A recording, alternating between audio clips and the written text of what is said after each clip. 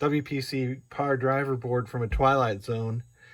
And see, the customer complaint was that the flash lamps were no longer working, and this board was just a mess, and in kind of a weird way.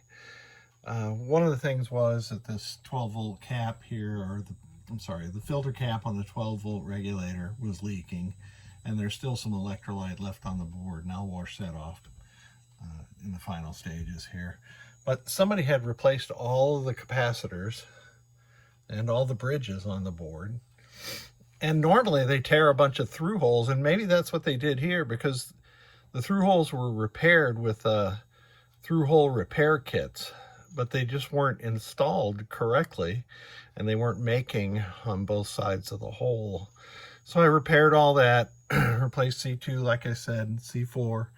I had to remove the BR1, BR2 assembly because BR1 wasn't making good contact either. And then when I put the board back in the game, it was showing 5.45 volts on the 5-volt circuit. So I took out the LM323K, which usually fail on the lower side, or deliver lower voltage, I should say, because the spec is 475 to 5.25.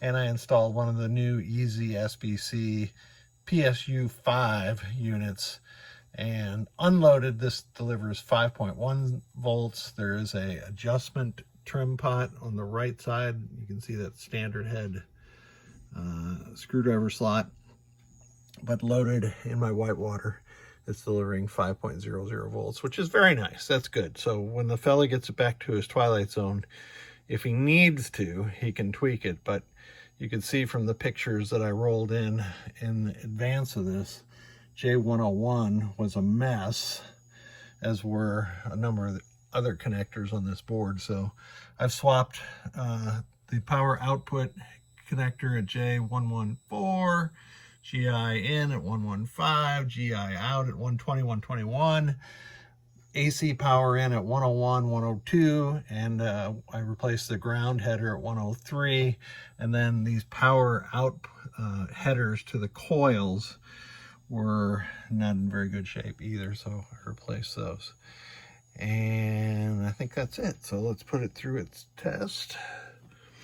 Let's see if I can get this back up here without shorting anything out. There we go. Hello, Dennis Nordman again.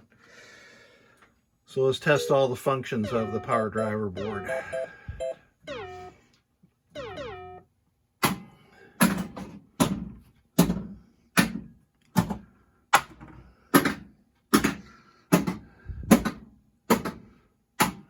One of these days I'm going to replace that knocker coil with a big light bulb, because that thing gets me every single time.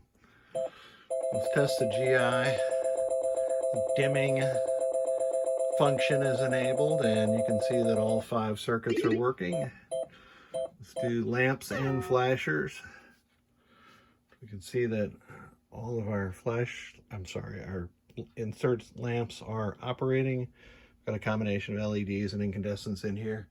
Here's the flash lamps cycling on the back box of the whitewater. And that's it. I'm going to play some more whitewater here, but I just got done playing a game, and without fail, every time I play a game while I'm testing somebody's board, I usually put up a high score, and that was no different.